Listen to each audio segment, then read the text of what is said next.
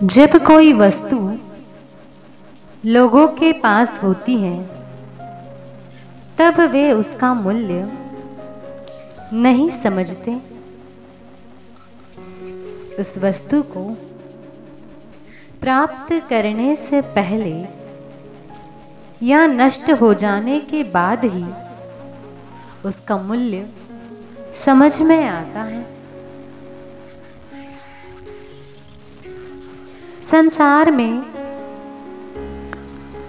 कुछ कम ही लोग ऐसे होते हैं जो अपने पास रही हुई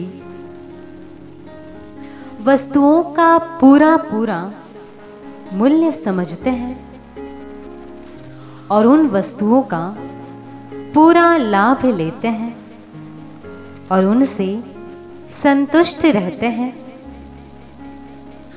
ऐसे लोग बुद्धिमान कहलाते हैं। जो वस्तुएं उनके पास नहीं हैं, वे उनकी चिंता नहीं करते।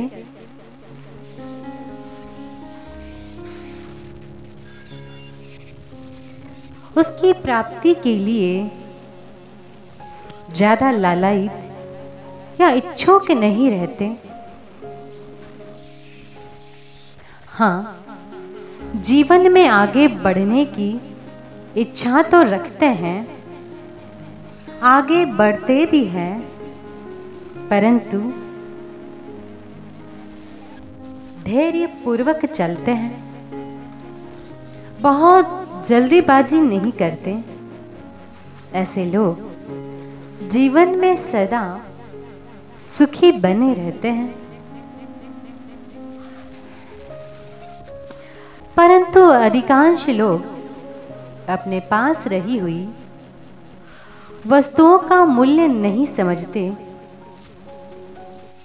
वे उन चीजों पर अधिक दृष्टि रखते हैं जो उनके पास नहीं है और दूसरों के पास उन वस्तुओं को देख कर दुखी होते रहते हैं। अपनी किस्मत पर रोते रहते हैं कि हमारी किस्मत में ये वस्तुएं लिखी ही नहीं है। प्रयत्न करने के बाद भी हमें ये वस्तुएं मिली नहीं। इस अफसोस के कारण वे सदा दुखी रहते हैं। ऐसा करना या सोचना बुद्धिमानी नहीं है।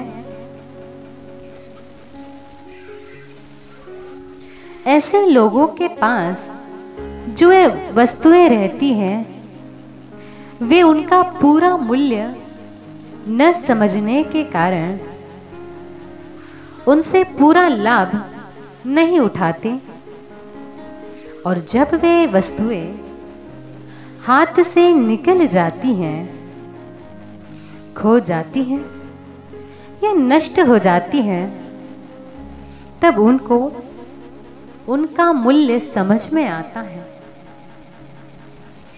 और उनकी कमी के कारण जो लाभ उन्हें मिलने वाला था, अब वो लाभ उन्हें नहीं मिलता। तो उन वस्तुओं की कमी के कारण वे बहुत पश्चाताप करते हैं कि हमने बहुत मूर्खता की। जब वे वस्तुएं हमारे पास थी तब उनका मूल्य नहीं समझा और उनका लाभ नहीं उठाया।